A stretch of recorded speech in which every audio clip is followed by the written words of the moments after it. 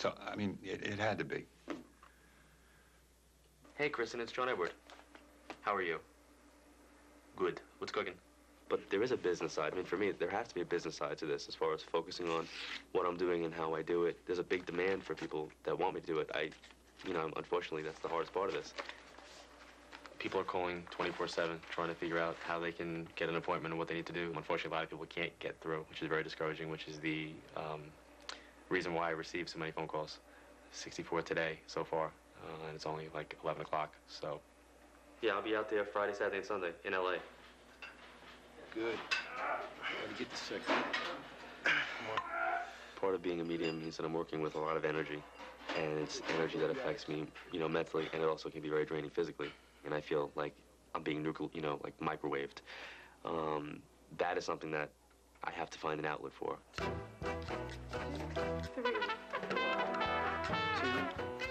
I also do ballroom dancing with my wife, and that's something that I find to be my physical release.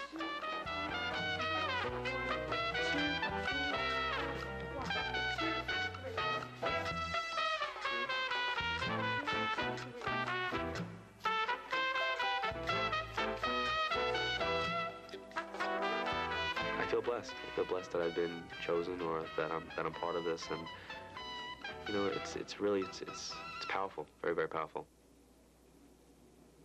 There are also days where I like bang my head up against the wall saying, why do I do this? But it is, for the most part, something that it's great.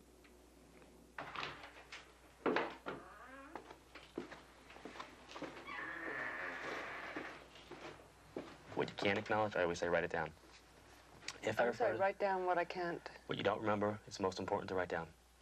I'm not the sort of person who would go out, seek out and consult a medium in the first place, but I've had an ongoing curiosity about it.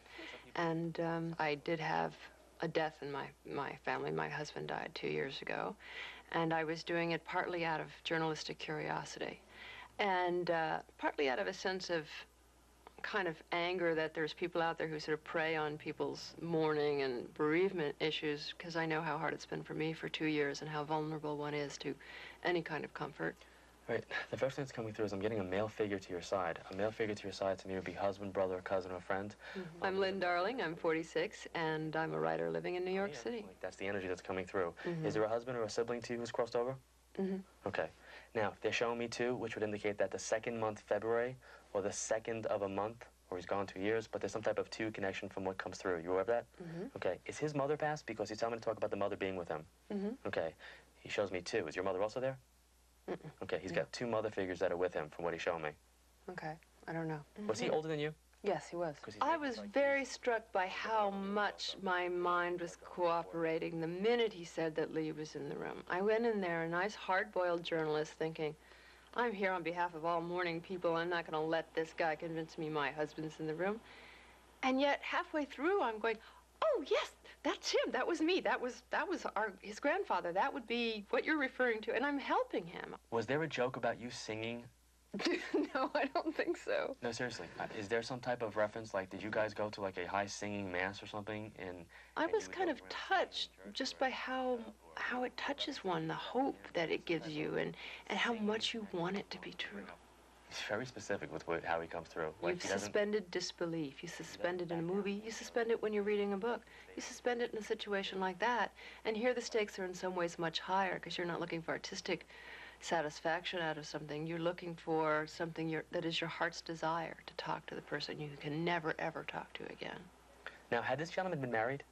Because he's talking about a wedding. The things he got right, he really got right, and they weren't cliched things. He knew, for instance, that there had been a wife before me and a family before me. Had he been married prior? That he was considerably older than I was, that he had died of lung cancer. Now, who had lung cancer? Because they're showing me my mother. My mother passed from lung cancer. And they're talking about blackness of the chest. My husband had lung cancer. Okay. That's what he died. He described 2 things that really hit home in a personal way. He talked about an object, which he described as a round object that was quite old, had an antique feel to it. It's small. It's something that I can put in my hand from what he's making me feel. Could be like a little pillbox. Do you carry it? All the time. Okay. Would it have been his? It was his. Okay. That's why I carry it. All right. And in fact, I have a little silver engraved pillbox that I keep my wedding ring in, and my daughter's tooth, for that matter. And I keep it with me all the time, and it belonged to his father. there's some type of funny bra issue he wants me to bring up for you. Bra issue? I have no idea what that would be. Well, hold on. We're going to get into it. There's some type of connection. After he passed, he's telling me that you went into a quarter store, some type of situation, basically contemplating purchasing something that I would look at as being like an undergarment that would be not characteristic of what you normally would wear, or something that he reflected once and said, why don't you get this? And he's telling me to tease It was very funny because it made him sort of blush. Oh, how funny. I had been in a lingerie shop, and I had, in fact, bought lots of new underwear.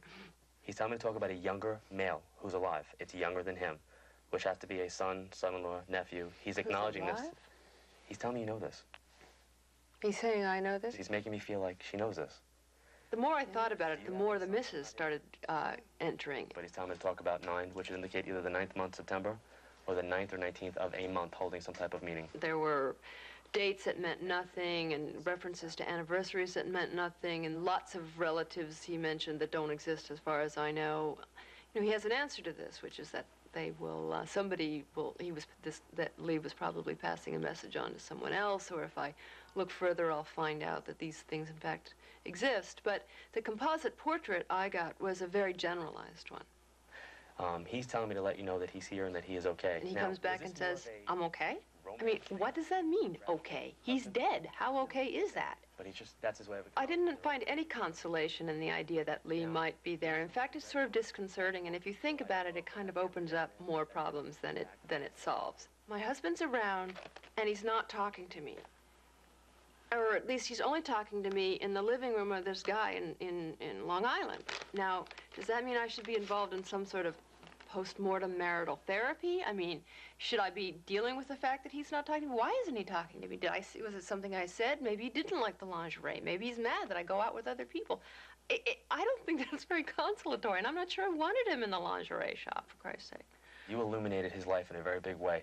I feel like you brought him... My problem with the idea of a medium is that death is a very personal thing, and it's an incredibly, incredibly hard process, the process of accepting someone's death, believing it, having closure with it, and going on with your life, and still keeping that memory of the loved one evergreen in your mind. And to hear that he's sort of in the room watching me, you know, try on underwear doesn't do a whole lot for that process.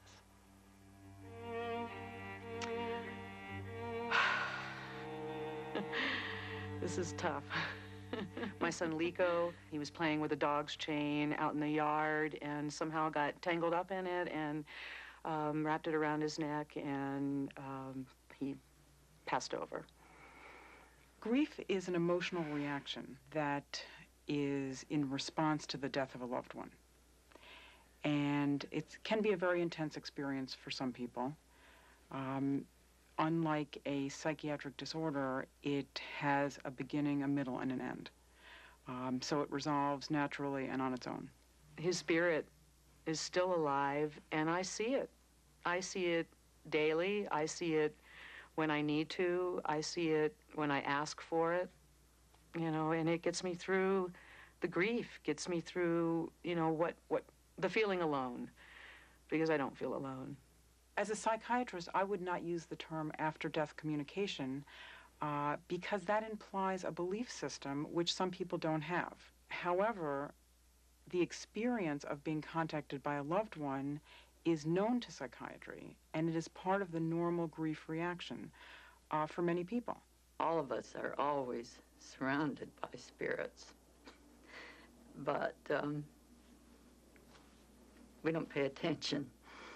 Maybe after a death, we are more apt to pay attention unconsciously and let them in.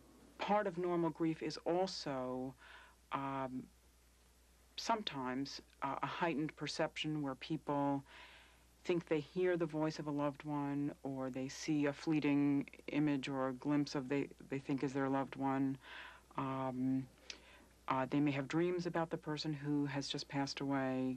Those are all parts of the grief experience. I was in Bangkok visiting a friend. I'd been away about a month, and the phone rang about 4 o'clock one morning, and it was my brother calling from Los Angeles to say that my sister had been found dead in her bed, probably suicide.